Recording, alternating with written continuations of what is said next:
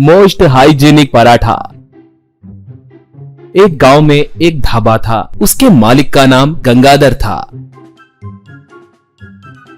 मगर लोग उसे गंदा गंगाधर कहते थे क्योंकि वो बहुत गंदा होता था। आए दिन दांत नहीं मांजना, मैले कपड़े पहनना, सिर्फ त्योहार और विशेष मौकों पे ही नहाना, ऐसे पूरे गंदे आदत थे उसे। और इससे भी बुरी बात ये थी कि उसका एक ढाबा था। वो ढाबा उससे भी गंदा रहता था, कचरे से भरा हुआ रहता था।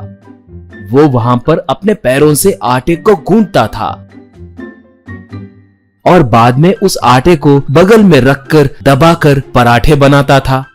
माथे पे से पसीने को उंगली से निकालकर तवे पे छिड़ककर उन पराठों को सेकता था। इतने गंदे तरीके से बनाने के बाद भी लोग उसके ढाबे को उमड़ कर आते थे। इसका कारण वो ढाबा हाईवे पे होना, बस में आने वाले यात्रियों को उसके बारे में पता नहीं होना और वहाँ खाने के अलावा उन्हें दूसरा विकल्प नहीं मिलना था। इस वजह से उसका ढाबा हरदम लोगों से भरा रहता था।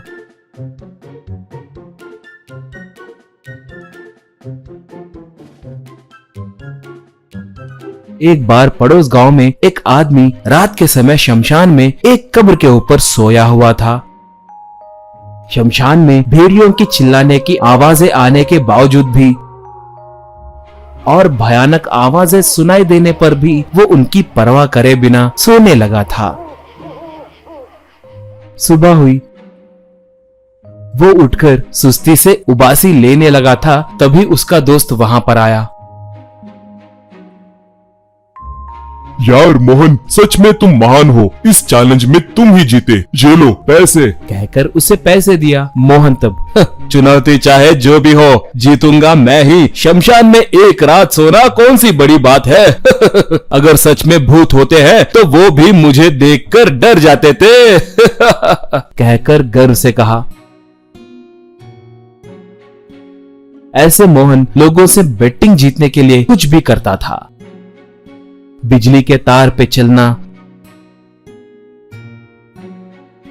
पहाड़ की चोटी को जाकर उसे पकड़कर घंटों तक लटकना, बड़े पहाड़ पे से नीचे पानी में कूदना, बाइक पे टायरों के नीचे हाथ रखना, ऐसे बहुत बेट लगाकर जीतता था। एक बार उसके दोस्तों को उस पे बहुत गुस्सा आया। यार ये हर चैलेंज में जीत रहा है, कुछ भी करके इसे हराना है। उसके लिए मेरे पास एक प्लान है, उसे बुलाइए, कहा। एक ने मोहन को फोन करके बुलाया। तब मोहन वहां पर आया। मोहन, इस बार चैलेंज क्या है जानते हो? पड़ोस गांव में मौजूद गंगाधर के ढाबे को जाकर पराठा खाकर आना है। बेट 10,000 का है, कहा। मोहन तब क्या पराठा खाना भी एक चैलेंज है?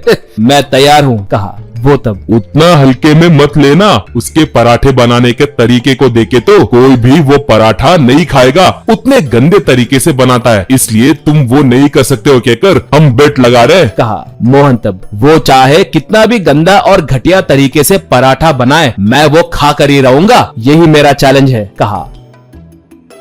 ऐसे वो उस ढाबे के पास आया और क्या वो उतना घटिया तरीके से पराठा बनाएगा? वो कैसे बनाता है मैं भी देखता हूँ, कहकर सोचा।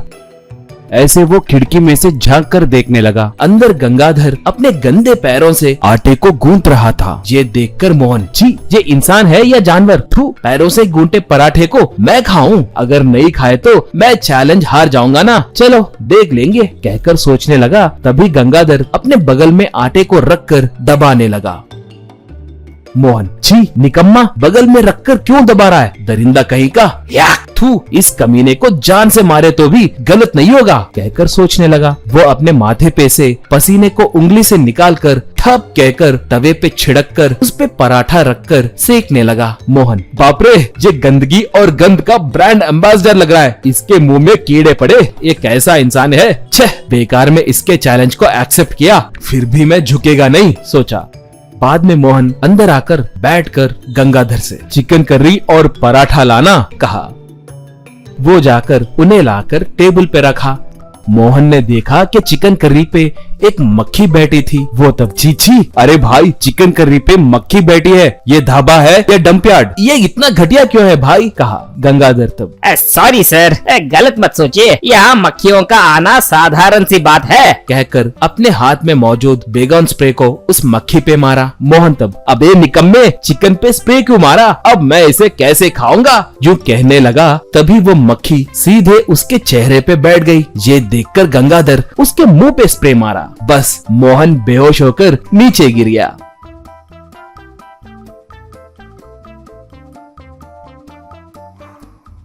वहाँ पर पराठा नहीं खाने के वजह से मोहन बेट हार कर दोस्तों को पैसे दिया।